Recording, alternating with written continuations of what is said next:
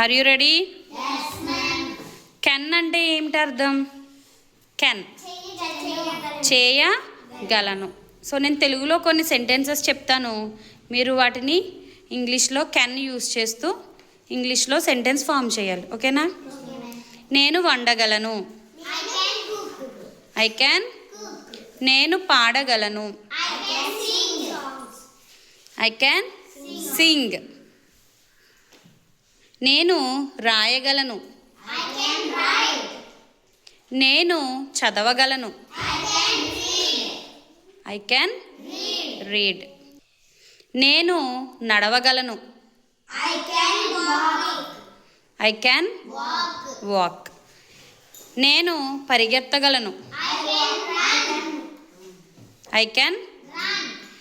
నేను వేగంగా పరిగెత్తగలను. I can run very fast. Very good. నేను కారు నడపగలను. Very good. I can drive a car. Very good, బాగా చెప్తున్నారు. నెక్స్ట్, నేను పాడగలను. నేను డ్యాన్స్ చేయగలను.